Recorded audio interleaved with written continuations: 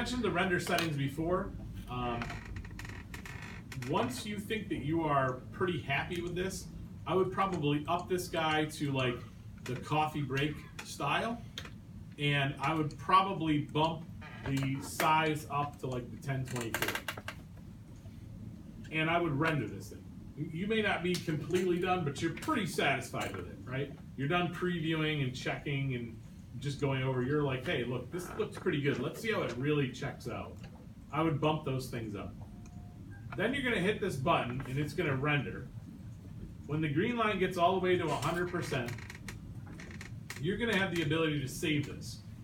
And I would say that 85–90% of people save multiple versions of this. They do one like this, then they zoom in and they do one like this, and they go, oh, I don't know if I like that. They tip it a little bit, which I'll talk about in a second, and then they do one like that. You can do as many as you want. These file sizes come out to be pictures, so they're really, really small. I know it seems like a really big deal, but the actual file it creates is quite small. When we turn it in, are we going to be turning in one of those, or are we turning in the actual one? Nope, I'll show you this. You're actually going to email it to me, so we'll get to that in a second. So, once I have this thing all rendered, it's reached 100%. I'm going to hit the little disk here. It's going to give me the ability to save this and output it somewhere. This is kind of the important part. You're going to want it to be on your jump drive, like the removable USB, your network account, something like that. Please don't render it and save it to the desktop or the temp file, because I can't tell you the number of people that do that. They thought they had it, and then they're like, I don't know where it went. I had all those things rendered. It took me, half an hour, 40 minutes to do it, and it's gone. So make sure you're double checking where you're saving it in. You're gonna name it something, zoomed in version 1, whatever. The bottom part of this is the kind of important part.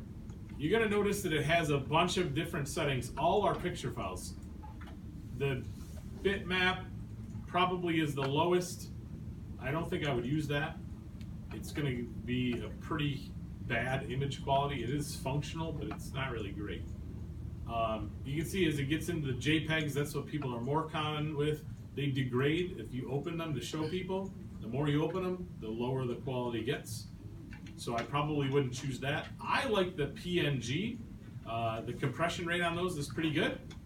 So that's what I choose. It actually is the default, so as long as you're pretty comfortable with it, you don't have to change anything to the file type. You have to open it, change where, name it, and then hit save. Upon hitting save, it's going to open this little, very hard to see box. This guy is your image options. Again, by default, it's 32 bits, which is pretty high. I would leave it alone. Progressive, you don't need to check. Progressive would be like, for all of you, those of you that are old enough to remember old, slow internet, where it would actually hold the picture file with a frame and then an X, and it would load, right? This blank thing and all the text is around it.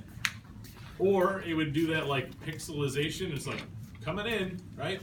So this progressive is actually the pixelization, where it's coming in a little at a time, a progressive image, versus a placeholder, right? That guy, no good. Unless you really plan on putting this on the internet, I would just leave that alone. If you think that someday you're going to do a portfolio and you want this to be digital, hit the progressive. It really doesn't take that much longer. Okay? So those top two are kind of, I would leave the 32 if, dealer's choice on the progressive. The dots per inch are really the thing that I want to mention. The 150 dots per inch is horrible. It will give you the grainiest image ever. If you think you're looking at it like an 80s photograph, it's really that bad. So you're going to want to up that to whatever the smaller resolution was when you rendered. And like I said, I would probably put that at like 800, 1024, something like that. At the lowest, I would go to 600. Okay? The default is going to be 150. I don't think that's going to be nearly enough. You're not going to be happy with that.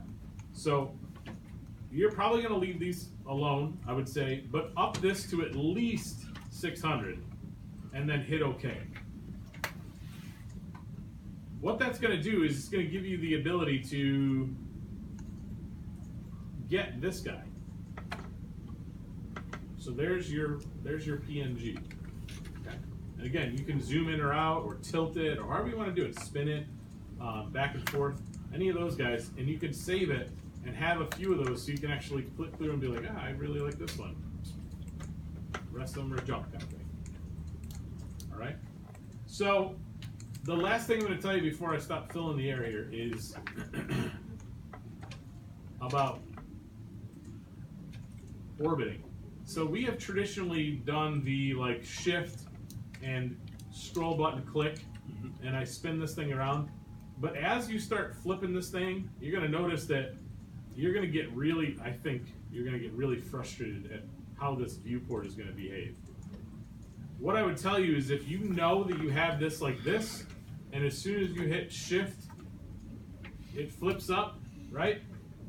I would, if I were you, use your little free orbit tool. So if you look, I'm on this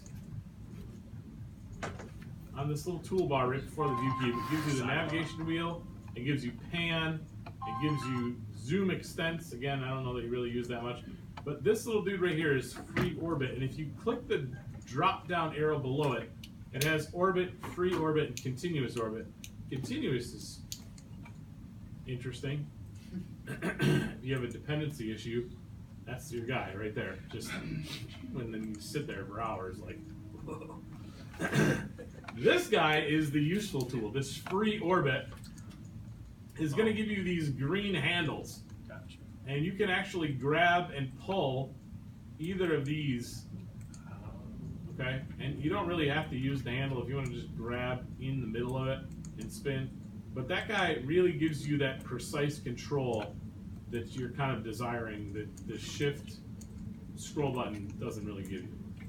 Okay, so when you're done and you're like, that's exactly what I wanted, you just hit escape and it takes you out of there. Okay? So that's a lot. That was like a solid 50 minutes of talking. So you're welcome.